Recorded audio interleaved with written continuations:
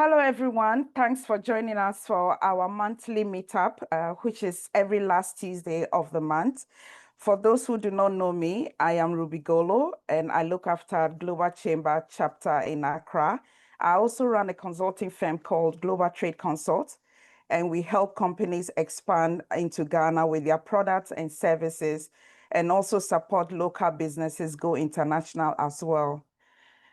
Some few housekeeping. Please keep your microphones on mute unless you are called to speak, but feel free to share your contact details in the chat room so others can connect with you.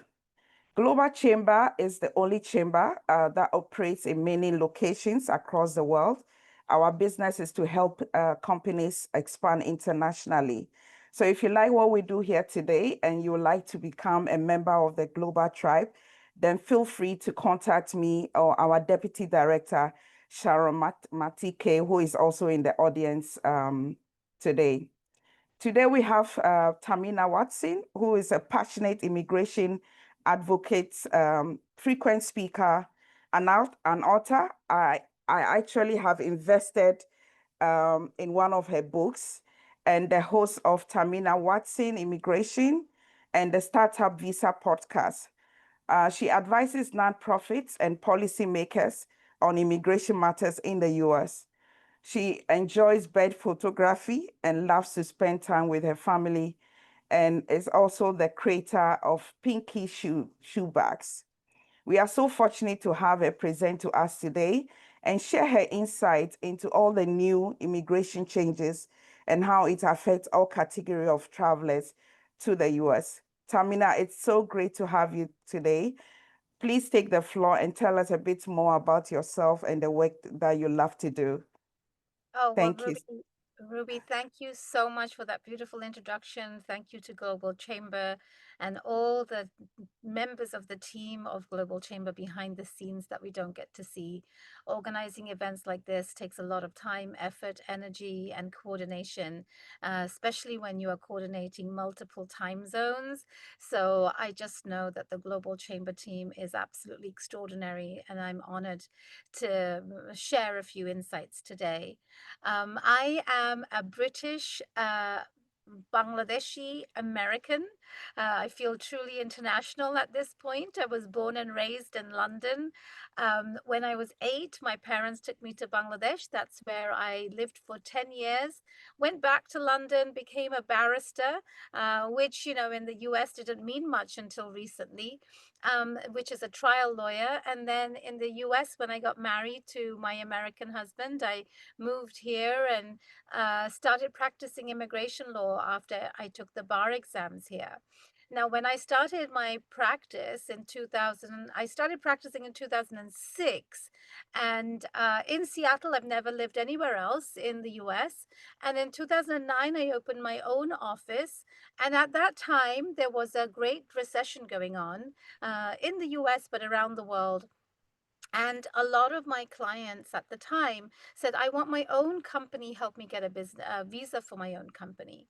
And that was really the genesis of my startup visa journey. I started to help people with their visa applications while also advocating for change, which all eventually led to the book that you saw in Ruby's hands, which is really a visa guide for anybody who wants to live in the United States and work here, primarily working for their own businesses. So I feel very strongly that anybody who has passion for anything that you are creating, you have a place in this world. And if you want to be in the United States, if there's a will, there's a way. And so today's presentation is really about assuming that most of you will be outside of the United States. What do you need to consider as new policies come into place in the United States, and what you need to prepare for, strategize, and how you can come to the US.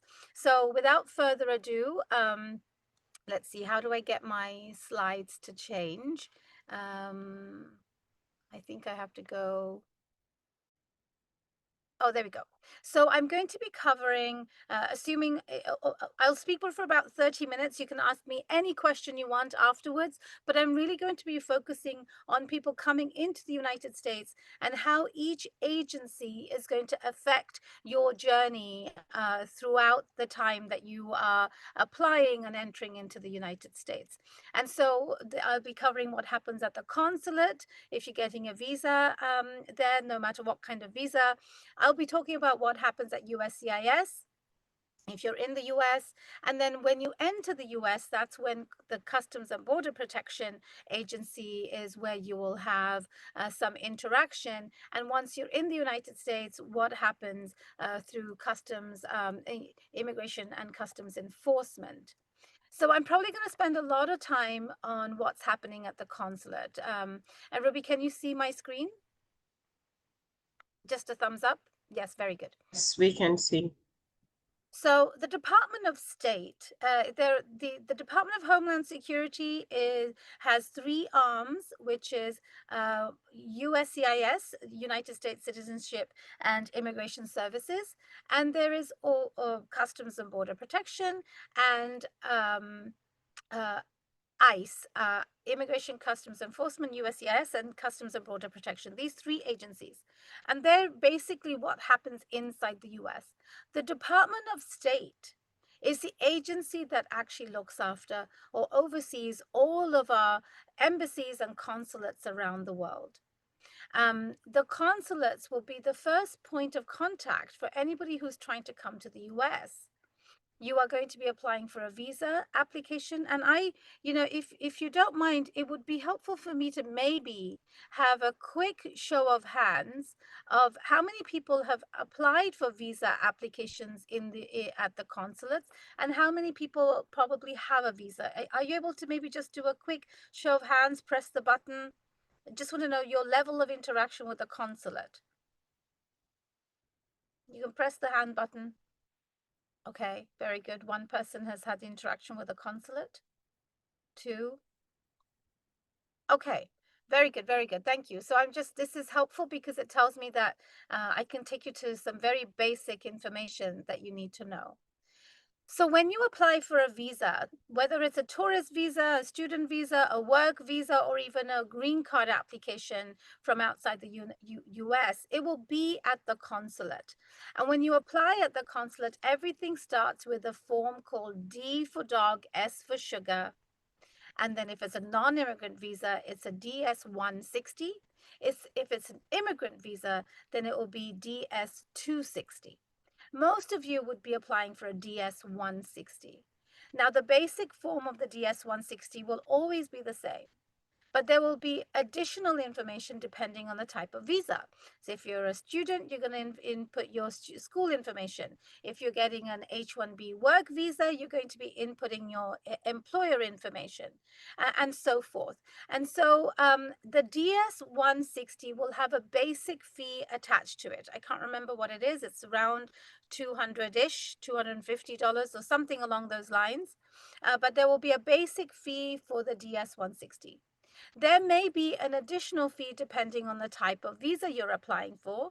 But the first thing about the new administration changes that you must know is that there is a new fee called integrity fee. Now, this integrity fee is $250 per person, and it is on top of the DS fees that you will be paying. So right out of the bat, any person who is coming to the United States, and these visa fees will be attached starting from October 1. You will have to pay for that per person. Now, if you have a family of 4, you do the math, it's going to become very quickly very expensive.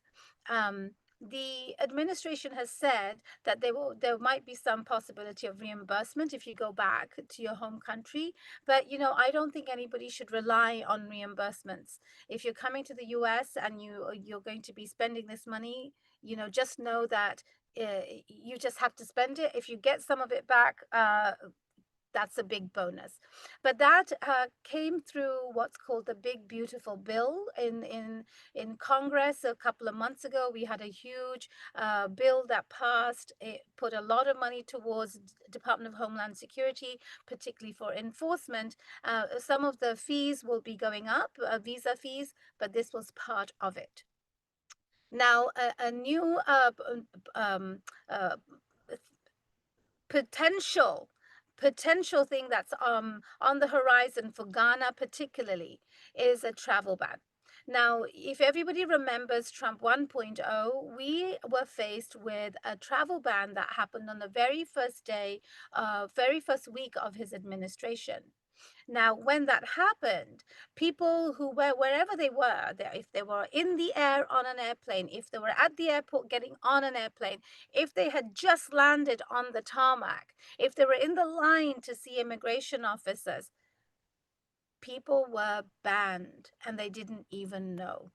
And it was immediate chaos, and the chaos continued for months and months and months, and the Supreme Court played a part in it to, eventually allow the travel ban to stay in place. There were many iterations of it. This time round, the travel ban didn't come immediately. The travel ban actually took some time to come along, and it actually came with some warnings. Now, with those, the travel ban that we have, it is actually applies to 12 countries at this point, and they have complete bans. There are an additional 6 countries that sort of have a partial ban. Now, there are another 36 countries on a list that have been warned there could be a travel ban. Ghana is one of them. So, what is going to be important for anybody on this call and others who may listen to this later is really keep a very close ear to the ground about when these might happen. If you are going to be applying for a visa, now is the time to do it, because you simply don't know. I don't know. Nobody knows if Ghana will actually be faced with a travel ban. But what has happened and what we can anticipate, that if there was a travel ban for Ghanaian citizens, you will not be able to come into the United States. Ghanaian American citizens can come in. Green card holders should be able to come in, but it's a fluid situation in how people are being treated. But generally, visa holders will absolutely have issues. And so, very, very important you keep an eye on this particular news that could unfold. This news was released in June 2025, and the administration said we will be looking at this for 60 days and have figure out what we're doing next. We're about entering the 60 days, or we passed the 60 days. So, news could happen anytime, really, the way things are going. So, I just really want to emphasize that if you want to come to the United States, if you have a B1, B2 tourist visa in the pipeline, or you were thinking of it, get it filed now. And the 250 integrity fee that is in place from October, it's a starting point. It's in my opinion, once you have a fee, they have the discretion to raise it. So Eckhart Tolle, I love quoting him. The power of now is very important. If you are able to file for anything now, should be your mantra. Now, but what has happened since? Now, when the news went in about travel bans and so forth, one of the things that went into a place, and it caught some of us by surprise, that if you do already have a visa in your passport, I urge you to look at the visa. I want you to look at that visa stamp and see how long it is valid for, and you may see that it could be valid for 5 years or 10 years, and often referred to as multiple entry visas. That means that you can come and go as many times as you want with that particular visa stamp. And every time you come in, you would stay 6 months, or however long you are permitted to stay. Typically, it's 6 months. And you would leave and you would come back. Around July this year, there were changes to policies. And Ghana, Nigeria, Cameroon, and Ethiopia were these countries where the visa validity had changed to 3 months only. And it's a single entry. That means that if you come into the United States, you're entering once with that visa stamp, and that visa stamp is only going to be valid for 3 months, which means you would have to apply again. Now, if you have a visa stamp right now, um, you probably will be able to keep that 10-year visa stamp. But one of the things that occurs to me to tell you is that what happens at the border, and talk about the border in a second, the immigration officers, customs and border protection officers have a lot of discretion and authority to examine what people are saying at the airport, and they can sometimes cancel visas if they are not satisfied by the answers. And so, if for any reason your tourist visa at the border, at the airport, gets cancelled, you would come back to being subject to a 3-month validity on your visa stamp. So there's a lot of unfolding to happen for the rest of 2025. Be vigilant every time you travel into the US. Now, one of the new changes that are coming in from September, which starts next week. How did that happen? This year has gone by so fast. Um, some of you may know that if you have had a visa in the past of any kind, that you could have a visa appointment without showing up in person. It was called interview waiver, meaning that your interview was waived. You could follow the process, file the DS-160, and then get your visa stamp in the mail or pick it up. In one fell swoop, all around the world, not just in Ghana, everybody will have to turn up in person. Now, that is going to mean that there will be backlogs. If you remember, there used to be waiting times for people to get interviews. And for some countries, they're still very long, but they will become longer. Again, power of now. If you can do anything now, get it done now. You simply just don't know how this is going to unfold. Although we're now at what, August 26th? Not an awful lot of time, but if you file now for your DS-160, you may not get an appointment until post September anyway. So just know that there will be an in-person interview, and those interviews likely will be more rigorous and scrutinizing. But I'll come back to that in a moment. But that's a significant change that is on the horizon, and you need to be aware of it. But that leads me to mentioning what has happened at the Department of State in the last few months.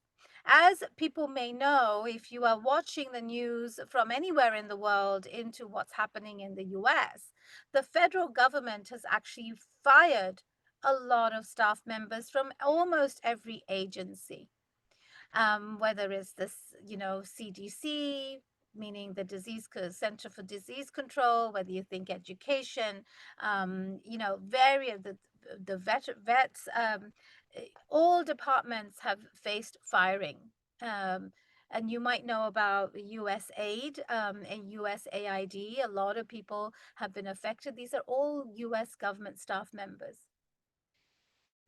The people who serve our consulates, they work under the purview of the Department of State. And Department of State members, staff members, have been fired from all around the world. What does that mean? It means that people who are going to be interviewing you for visa applications, people who are going to be issuing visa applications, people who are going to be reviewing the documents you send them, there will be fewer officers at that time, which means, coming back to in-person appointments, if there was going to be a backlog, there'll be a longer wait to get to see people because there are fewer people to see more applicants. So I think changes are on the horizon about how this is going to be unfolding, which really means that you have to plan. If you're coming to a conference, Global Chambers puts on a lot of amazing conferences where you can come and meet people and figure out where your business is going to be. There are other, reasons to come to the US for business expansion, to see locations where your business might be. You have to plan way, way in advance to figure out what your strategy is going to be. Now, part of the new changes is also social media vetting. It has really started with student visas, but honestly, you start somewhere and it trickles into everything else. And so, social media vetting is going to be how it will get a lot of emphasis.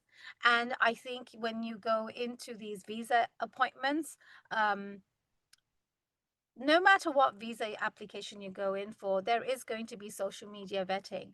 Now, this social media vetting actually came on the heels of F1 student visa revocations. If anybody had paid attention, the United States administration had actually overnight terminated student visas around the country.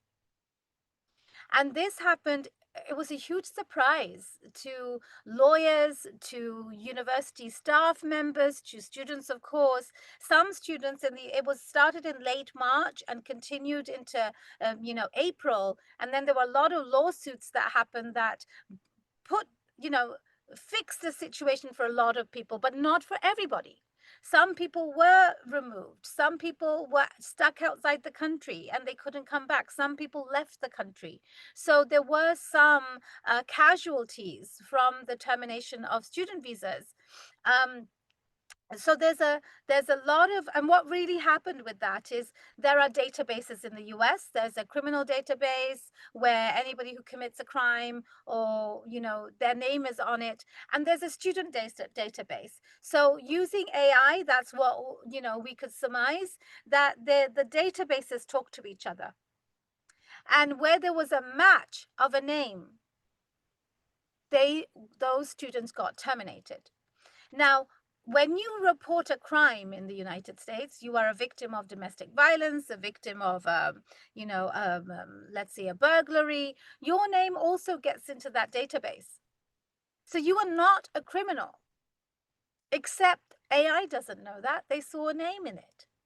And so that's how the termination had started. But what really continued was people who had no connection to the law, never saw a police officer, they were also getting their visas terminated, student status terminated, and we had never seen that before. I am now currently co-leading a national task force about student visas, so we're getting real-time information on what's happening. But this brings me to the social media vetting, because a lot of people who had their visas revoked, there are two things that happens with student visas. You come into the United States and have what's called SEVIS. It's a data electronic database that determines your status. Are you maintaining status? But your visa stamp that's given from the consulate, if that is revoked, meaning that we take that back from you, you don't necessarily have to leave the US, at least until April this year. In April this year, all of the interpretation policies had been turned on its head. And because of the student service termination, coupled with a lot of people got notifications from consulates, those people were then facing, removal. So a lot of people who got stuck outside the country or who left to get a new visa stamp, they are now actually facing social media vetting in the extreme. And we have seen, as part of the committee I'm on, we've seen a lot of denials. And the denials are coming on social media issues, that you did not reveal that your Reddit account was, you have a Reddit account. Now, to me, Reddit is a news channel. And I never thought of it as a social media account. But people at the consulate are looking at every single account that you have. So if you get asked to share your social media, two things: you have to disclose everything, even if you think it's not social media. And number two, you have to keep them in like publicly viewable.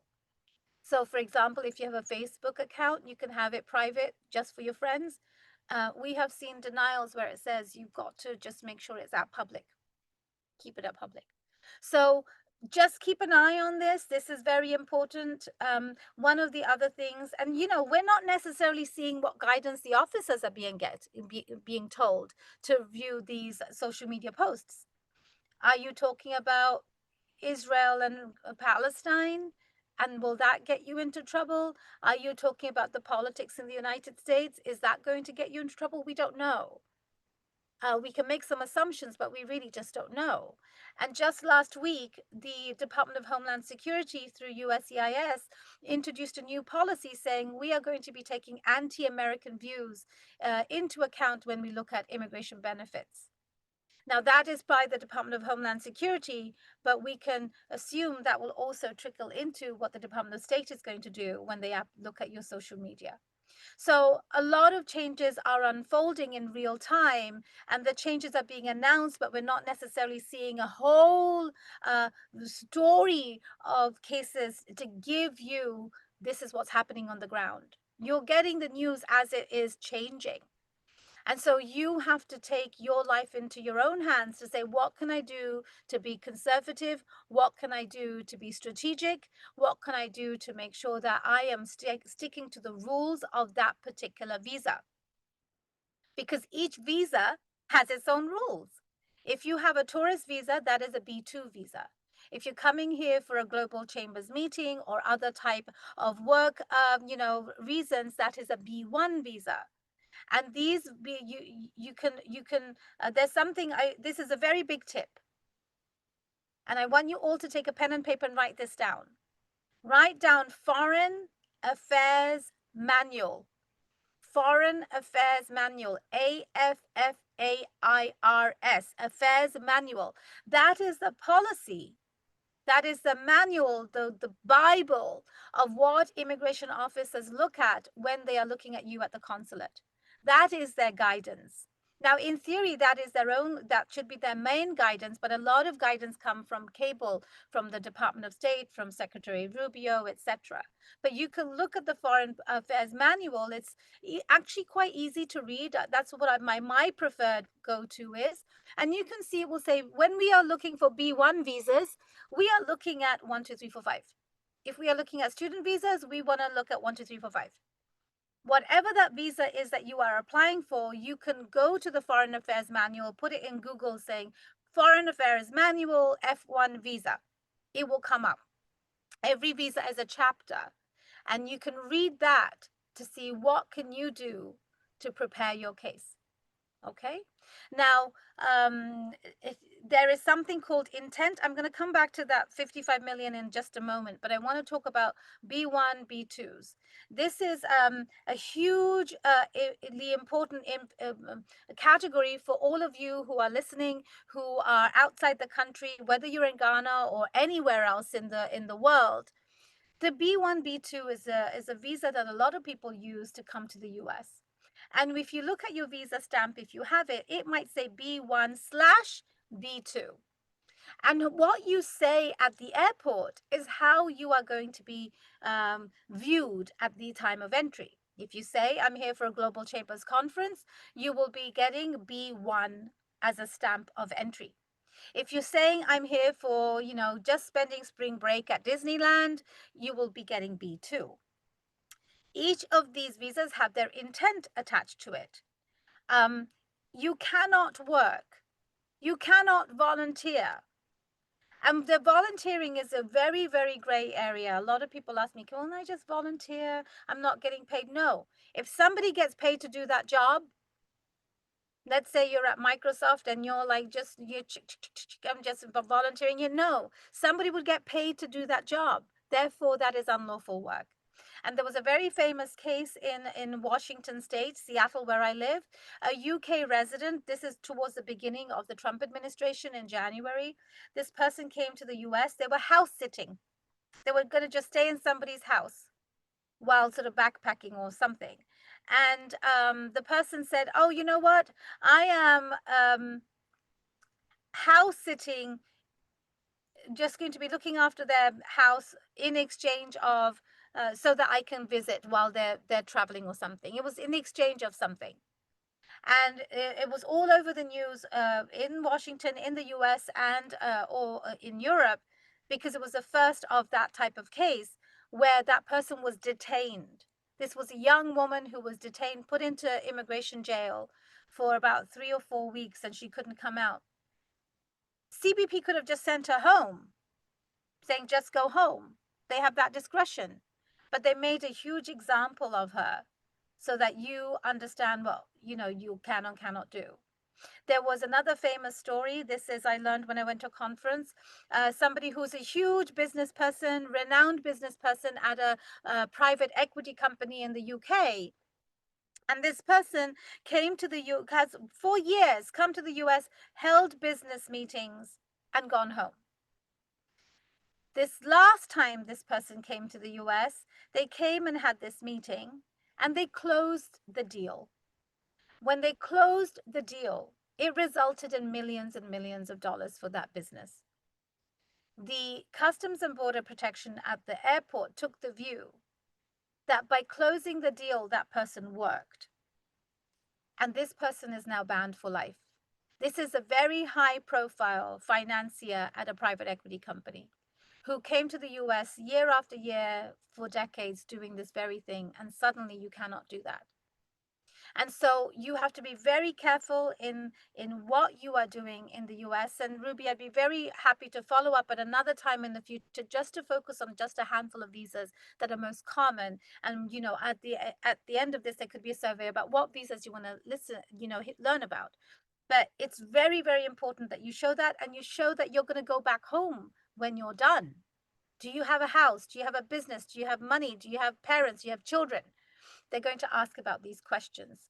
And so learn about each visa rule. Now, the F1 visa, student visa, which has gone through so many changes and targeted attacks on that visa category. And gosh, these are often children, 20 years, 21 years, 25 years old. Yes, there are adults who are being, come to the US to be students, but a vast majority are in their 20s or late teens. And they have faced so much trauma through these visa situations. So understand what the visa requirements are. But the other thing to keep an eye on is that this administration is about to change some of the rules about student visas. So for student visas, for example, right now you come to the US and you're going to start a course, let's say a bachelor's degree. That might be a 4-year degree. And you're saying, I'm going to take 6 years to finish my bachelor's degree. Okay, you finish that. If that's, as long as you're working with the school closely. You don't have to extend your visa anymore. Once you're in, you're in. And you can keep extending your time here based on your active education. So a lot of people go to do bachelor's degrees, then they do master's degrees, then they do PhDs, and they have what's called optional practical training, OPT, and on their when they enter the information on the database I-94, that's a database for surveying everybody who comes into the US, it will say D for dog /S, duration of stay. What we are anticipating in the next few weeks, it could be as early as next week, there will be regulations from the Trump administration saying we will no longer have duration of stay because we want to have an end date for every student. And if you want to go from bachelor's to a master's, you have to apply for an extension. And so there are a lot of changes coming down the pipeline. And if whatever your visa category is, you need to be watching, maybe do a Google alert on your newsfeed about these particular visas. And you're very welcome to follow me on LinkedIn. I love being connected to Ruby and Doug and many others on Global Chambers. It's an amazing community. You can follow me there where I'm talking about some of these things, but definitely keep an eye on the news. And the Department of Homeland Security and USCIS, they also have email notifications. So you can sign up for those public emails just to get the news into your inbox. That's how I get a lot of my news as well. Now, the other thing that has happened is visa bonds. Visa bond is something that was floated by the Trump administration last time. And they didn't actually go into effect, but now they are in effect. Now, visa bonds are going to be, well, we don't believe you're going to come back to your home country. We're going to attach a bond, just like you get a bond to come out of jail, for example, a bond, and it will be anywhere from 5,000, 10,000, or 15,000 US dollars. Now, think about which country you live in, whether you're in Ghana or Cambodia or Vietnam. $15,000 is sort of like a gazillion dollars in those countries. And the average bond, from what I can understand, will likely be around $10,000. Now, they have started with Malawi and Zambia for now. But what we do anticipate is you start somewhere and it starts to expand elsewhere. And they have, they are going to this. They have started with the African continent. And so it would not be a surprise, at least you're hearing it here if you didn't know about this. It could apply to Ghana as well. So there are a number of things that you folks on this call must pay attention to is a potential travel ban, the visa validity, the extra scrutiny, and the visa bonds. These are all very, very important for you guys. Okay? Now, if you already have a visa, and this applies to all the visa holders from anywhere in the world, and if you're in the US or just holding your visa passport in your home country, what we have just been told or has been announced by the Department of State is they are going to re-vet. They're going to go back and look at every one of those visa holders, which is 55 million people who have visas. And what we think will happen, we can assume from what we saw from the student visas, is that they're going to put those names in the database and they're going to have AI cross-reference. And a lot of people will become casualties because I am certain they will not all be accurate.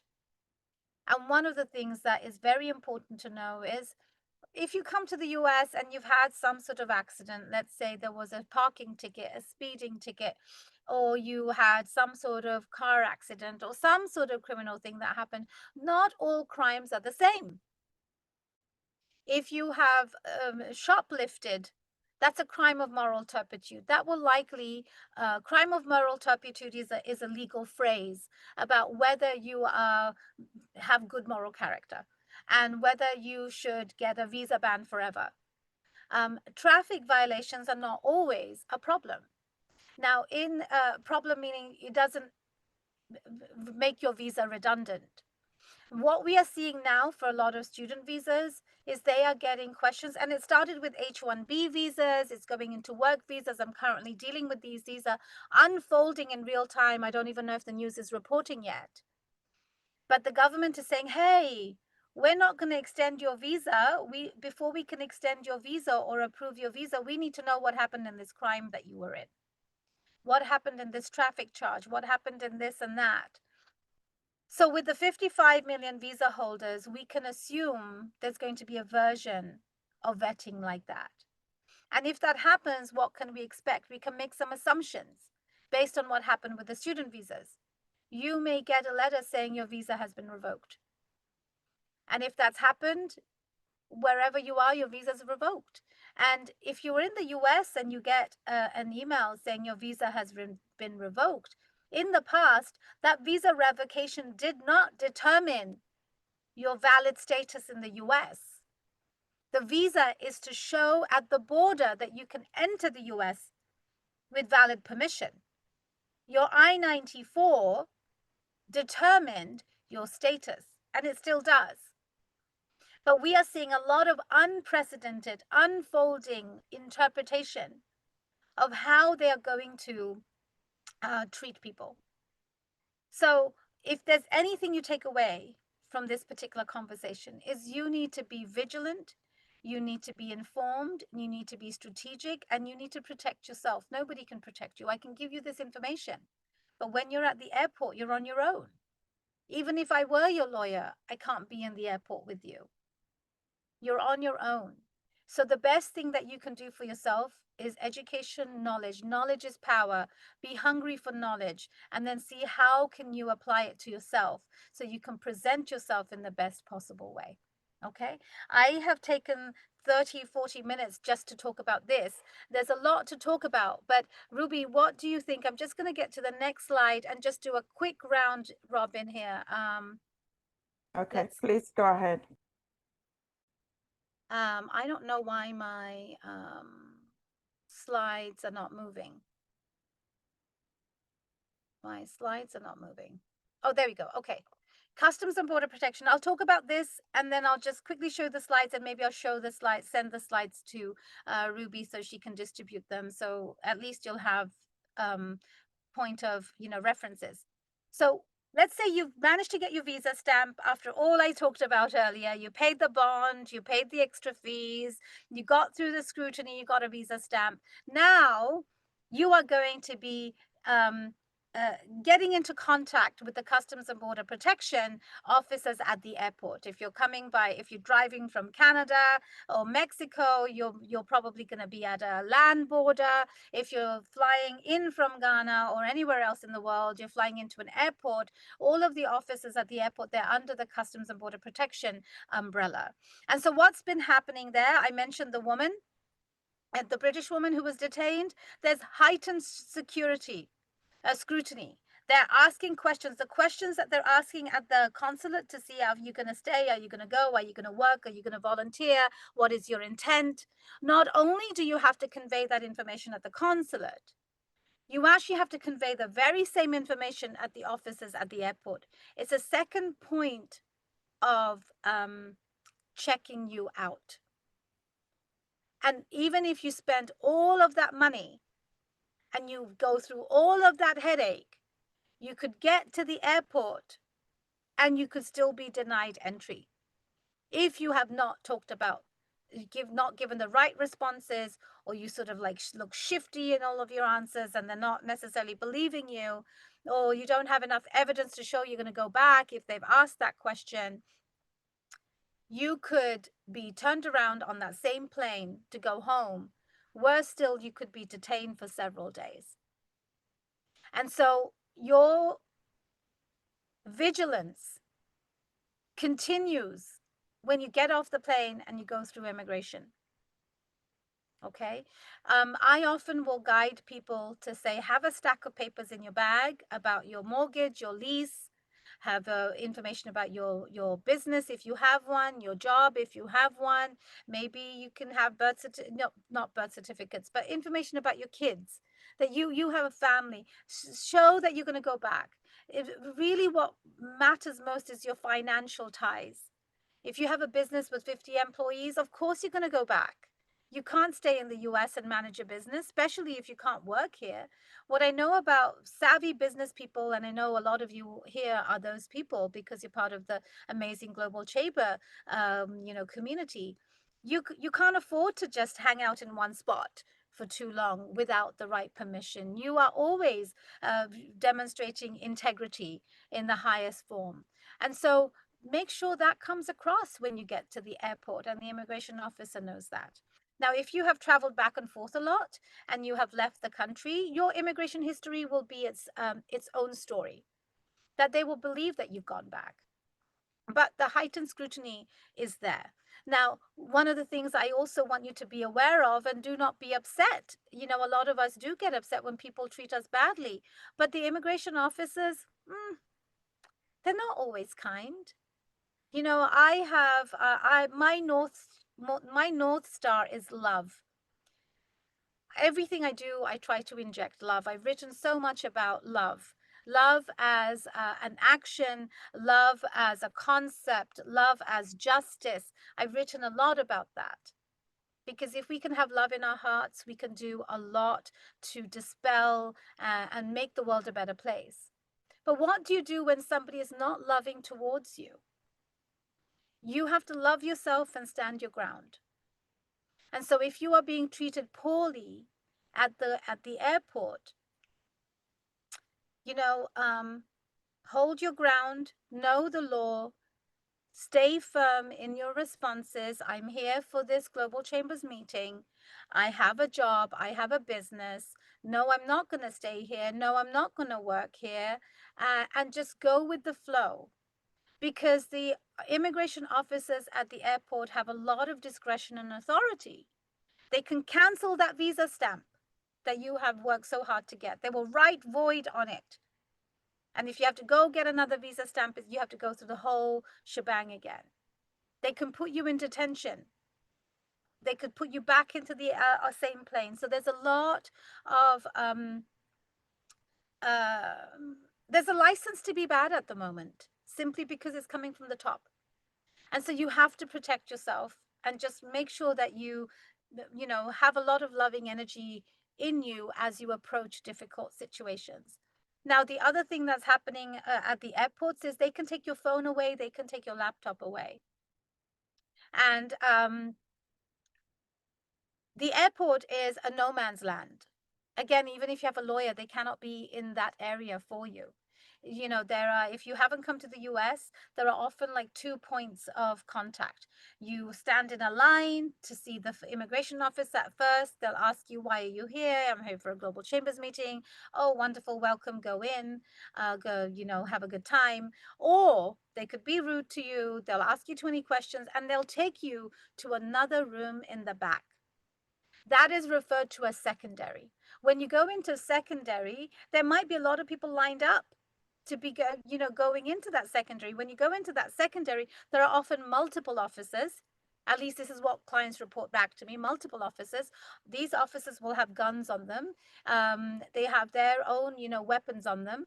And if you have a family of children and spouse, the children and spouse will be a different room to you, and you will be asked questions after questions after questions. That's when they can take away your phone and your laptop. So what's going to be important is, if you are coming here for meetings, let's say, Ruby is a point of contact for your Global Chambers conferences, you must let somebody know that your flight is arriving at such and such time. Because if your phone is taken away, you are not contacting anybody. And people will be wondering where you are. And often, if they don't like you for whatever you've said, you're going to be moved to a detention center. So often airports have holding cells for people, but they can move them to a detention center, which is not at the airport. But the telephone and laptop searches is a completely separate topic in and of itself, because you have no control. They can actually, if they say you have to open your phone, I mean, Ruby, can you please remind me? I'm going to send you some Know Your Rights documents. Okay. You can share with people. Okay. Just make a list of the things that I need to send you. Know your rights, of device searches, and what you do at airports. Now, know that this is not just for you as a visa holder or as a tourist. This is happening to green card holders. This is happening to US citizens. Nobody is above these searches. And they're using the information they get from the phones and laptops against you. Oh, you talked about immigration. Oh, this is fraud or whatever. So just be mindful that that's happening. And I mentioned about visa revocations that are happening at the border. But one of the newer things we're seeing, and this has happened at Dubai multiple times, that there are work visa holders. There's a visa called H-1B visa. Some people, there are a lot of people from India who have an H-1B visa. I'm just giving you a generic sort of like story. And a lot of people who go to India often will stop at Dubai. People who are on H-1B visas have to get paid in the US. There are certain rules that they have to follow. Some people who have been trying to return from the airport, immigration officers at the airport have denied their boarding on the airport, saying you have an H-1B visa. You're not supposed to be working in India. You have violated the rules. Denied. Visa revoked, and you're not getting on the plane. But that is not the law. So the Customs and Border Protection officers are not even using the right law, interpreting it properly. So there's a lot of like uncertainty going on. Your knowledge, your power, your loving approach to yourself in how you convey yourself is going to be 100% important in these moments of connection with officers. Now, what's happening with green card holders, if you have a green card holder, a lot of green card holders have been detained at airports and have deportation proceedings against them. Because once you have a green card and if you have a criminal conviction, nobody's necessarily looking at you. And you're not inadmissible, meaning you're not inadmissible is a legal term to say, are you allowed to be in the US or not? And when you have a green card, they're not looking at whether you're allowed to be here or not because you're a green card holder, you're allowed to be here. But this administration has used the airport contact, because that's the time they get to see them, to see their criminal convictions after they became a green card holder. And a lot of people have been detained and they are being deported. And so these are very treacherous, uncertain times.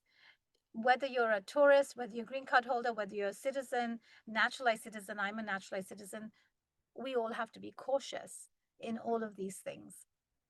Okay, I'm just quickly tell you what's going on here.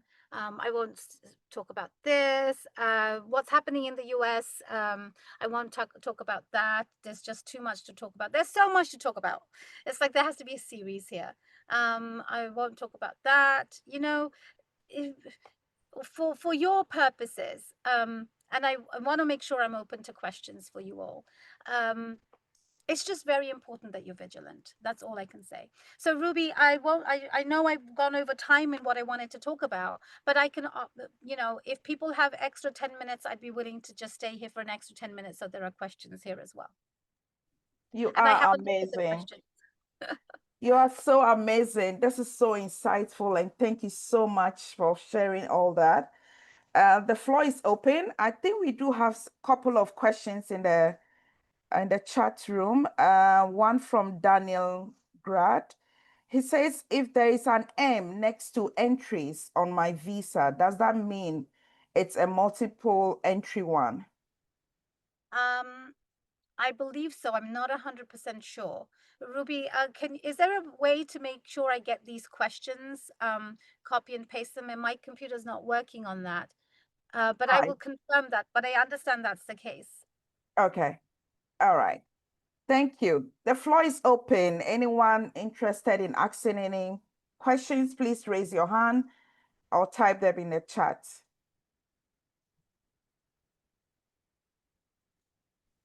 You know, you gave an example of a business person traveling from the UK to the US and had some issues. Daniel also wants to find out what type of visa he was holding.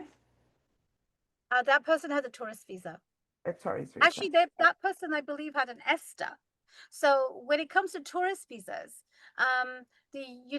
some countries can just get electronic clearance. And that is called ESTA instead of a B1, but it serves the same purpose. Okay. I think we have Ruby on the line. Your hand is up. You may ask your question. Hello. Hi. Yes. How are you? So my name is Jacqueline. I'm good, and you? Good, good. I'm excited to hear what you have to say. So Jacqueline, thank you for asking your question. Yes. So my question is, we were supposed to be at a program in the Atlanta this month, and then the visa, when we applied, the visa date was given. The date we had was 4th December. And we tried hard in getting the expedited date, but couldn't. Now, my question is, 4th December, the program is over. Is it still advisable to go for the visa interview? But payment and everything has been done and date booked. What would be your best advice? So let me just repeat the question. There is a conference that's happening in Atlanta on December 1st, and your visa appointment is happening after that.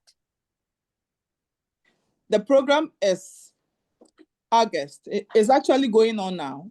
Oh, I see. It's going on now. Good. Yeah, I think you may have issues. I think you should contact did you try to do the expedited appointment?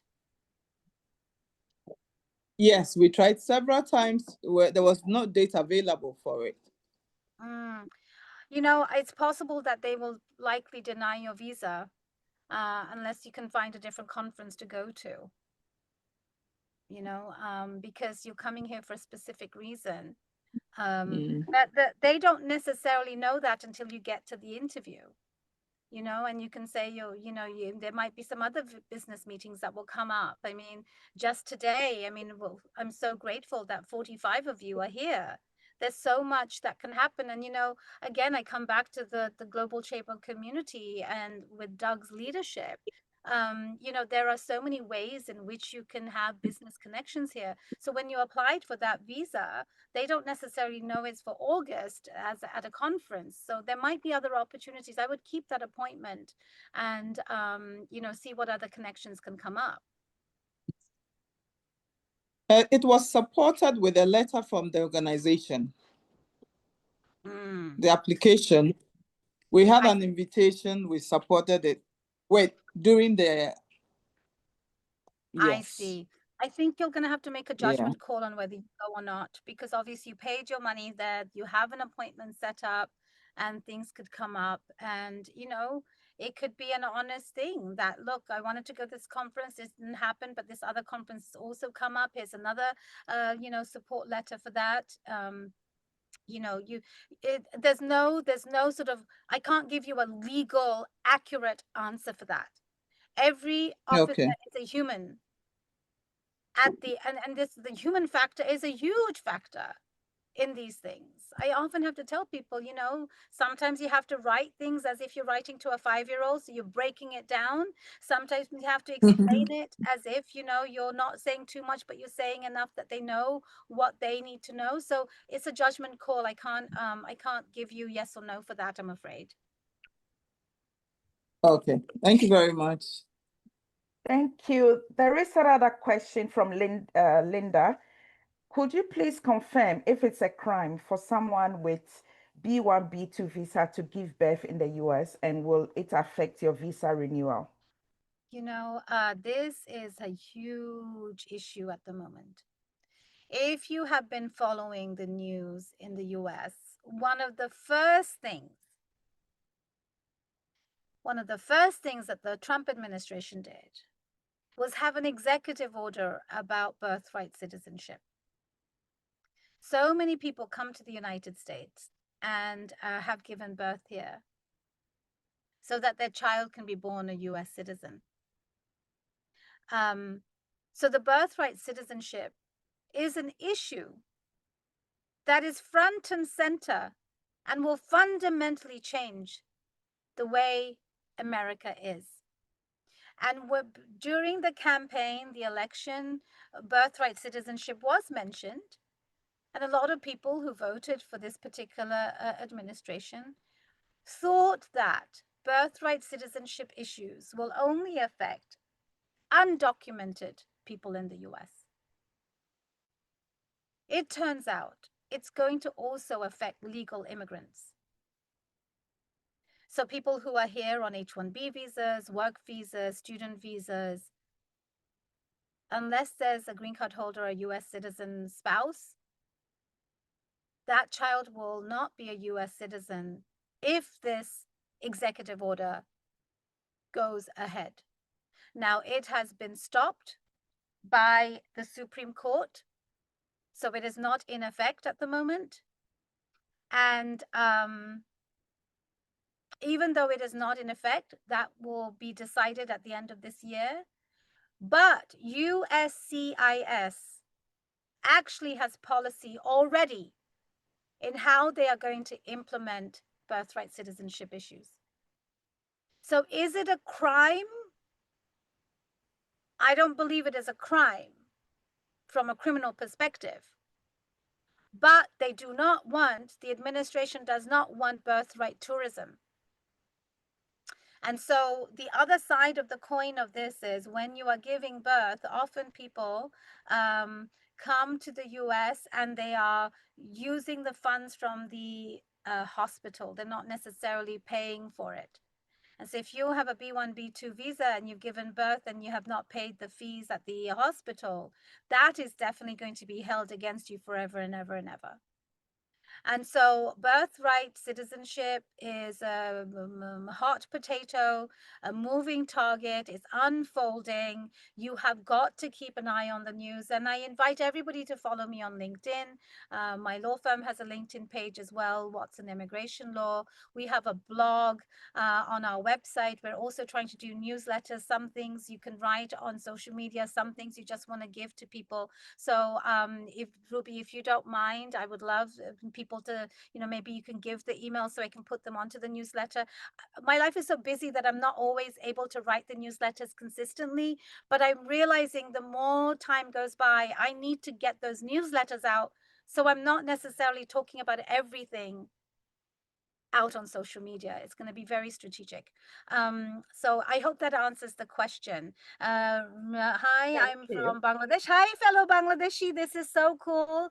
Meeting with a principal and got to apply for. So if you are in Bangladesh, you should be applying for a B1, B2.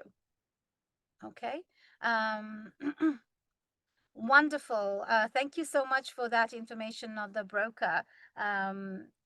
Actually, I might need your information for a different client as it happens. Ruby, would you mind sending me the recording? So, because I can't seem to copy these Oh, into. sorry about there's another parent who says my son was denied a visa despite having a gain admission to a school and with half Yes. scholarship. Is it well free applying? So that's another side of that's the other side of a B1, B2 visa. If you have come to the United States and your children are minor children and you have put them into public schools, that also is going to be used against you. Now, a lot of people have done this in the past and it appeared to be okay. But going to a public school is basically using public funds. And so if you are looking to go to a public school, I think, it's going to be difficult and challenging. And if you have had a denial on that issue already, you can expect another denial. For students, there are specific student visas. And the starting point, and Ruby probably can give you some information as well, student visas have specific processes. You need an admission into a school. You need a document called I-20. You need to show funds that you can support yourself and the school fees. You might need to look at that if it's for your child. Okay. Okay. Sharon, your hand has been up. You are muted. We can't hear you.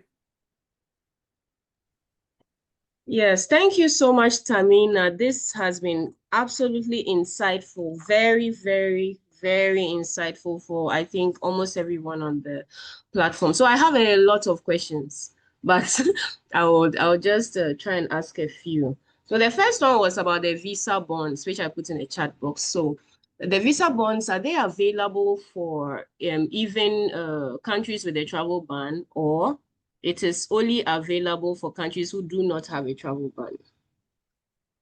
I have not heard of anyone being given the travel the bond yet. It is only for Zambia and Malawi at this point. And I Okay. haven't had any first-hand information yet. But Okay. it's a really good question you ask about the sort of overlapping issues. Exactly. I think the travel ban will, quote unquote, trump other issues, because if you've got a travel ban in your country, you're not going to be given any visa. Sort of, you should think about the steps. If there's no travel ban, you're applying for a visa. If you're applying for a visa, then you're applying for the extra, integrity fee. And if after that, if they think you're a flight risk, you're not going to go back home, that's when they're going to give a visa bond. They're all being stacked on top of each other. But I think if a travel ban goes into place, I think you're not going to be able to access anything else. Okay. The What we second, saw, I just, sorry, Sharon, one thing that I'm recalling from Trump 1.0 is that travel ban issues did have waivers. I can't okay. remember all of that. I have to go back and look at what happened, but there were some waivers. And so I think you've got to watch this space and how it's going to be, you know, unfolding. And there will absolutely be a lot of overlap. Okay. So then there are possibly some waivers. The second question is around the EB visas, EB1, EB2. Yeah, so I don't think I heard anything on that in this session, but where do these visas now stand, like the employment-based visas for entry into the US for immigrants? Really good question. I didn't touch on those because there's so much more to say, and I'm happy to do a round two at some point. But this is the book that Ruby was mentioning, okay? You can get this on Amazon. It is on, oh, thank you so much, Ruby. I would love to take a screenshot of that if somebody takes it. Yeah. Thank you. Maybe the Global Chamber friends wouldn't mind taking a screenshot, or maybe we do it at the end. Yeah, But this book covers, thank you so much. And Okay. actually, you know, somebody randomly wrote a beautiful review on Amazon last week that I just randomly saw yesterday. But this book, I'm just going to show you the EB1. There's an EB1 chapter in this. It's broken into non-immigrant and immigrant visas, but there is an EB1 and EB2 section in it. And I think it's very well worth your while reading it. So if you can see, this is EB1, and there are quick tips about, you know, if this is you, you should read this. If it's not you, don't move on to read something else. These visas are being processed, but they get processed in the US first. You apply for an I-140 first.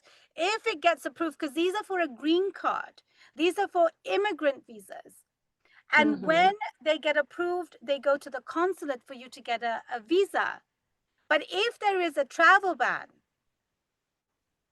and we'll have to see how it unfolds. Is the travel ban only for B1 visas and not for green card holders? It's all going to actually be unfolding in real time. So a lot of things are actually unfolding. Unfolding, absolutely. I mean, I feel so grateful that I can share this, because what I'm seeing on the ground is not necessarily what you're seeing in the news. There's a lag in that. But again, the power of now is very, very important. If you are eligible for an EB1, file it now. You know, it is not easy. They are scrutinizing every case. They are making it more and more challenging. But if you don't file it now, it's going to be even more challenging in 2026. You don't know how the policies are going. It's only going to get worse. It's not going to get better. And so if you are, at least not better until 2028, you know. You know, the power of now, if there's a mantra you take away from this conversation, is love is your North Star, and the power of now is paramount. Super. I think my final question is about business expansion to the US. So now, given all the hula baloo around immigration policy changes, and what are the odds for business expansion into the US? Supposing I am in Africa, I have a business, I'm thinking of expanding to the US. What are the odds against me? The odds are not against you unless there's a travel ban. One of the things that I want everybody to pay attention to is, if you have a successful business wherever you are in the world, and if the US is your destination of choice to expand, the power of now, do it now. And generally speaking, if you are expanding very quickly, we don't have much time left, but you should be looking at an L1A visa if you own the business. There is an entire chapter in the book. So for you, Sharon, I would say when you get the book, you focus on two chapters. Chapter called Preparation and chapter titled L1A. Okay. It gives you a rundown of what you need to know, exactly what you need to know, not too much, not too little, what you need to prepare. And the L1A can actually get you a green card under EB1C. You don't even need to go to the EB1A.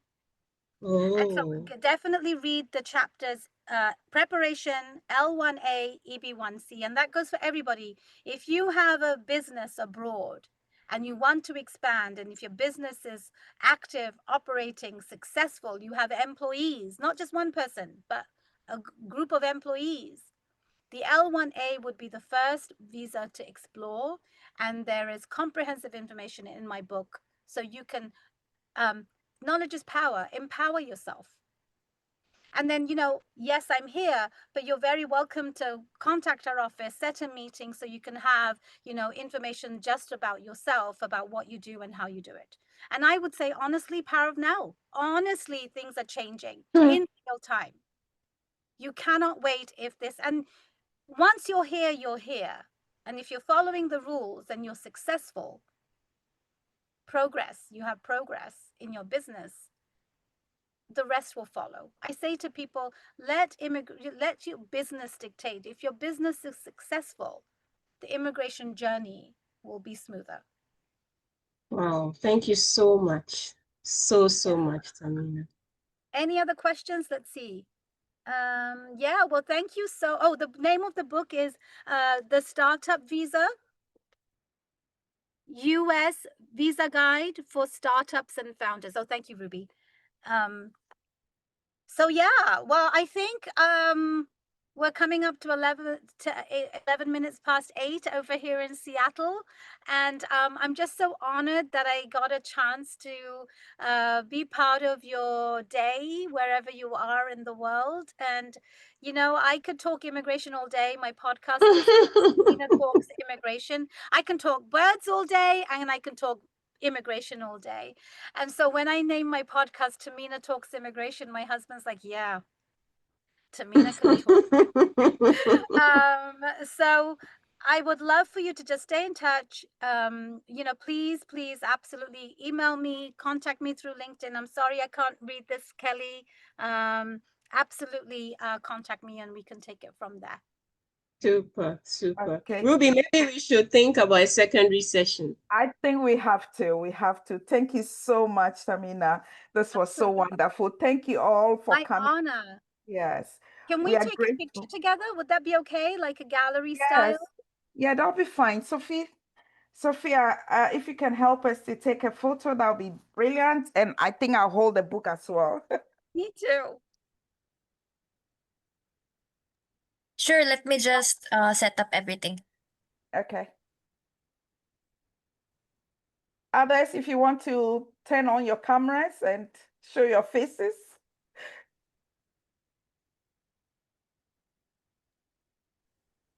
Okay. 1, 2, 3. Thank you. Yeah, thank you, Thank you again, everybody. Really appreciate it. We look forward to seeing you again, 30th of September. Watch out for our next speaker that will be talking about recent budget reviews in Ghana. So thank you all. Enjoy the rest of your week. Bye, everyone. See you next September. Bye-bye. Bye. Bye. And we will be sharing the recording and then the slides. So stay tuned.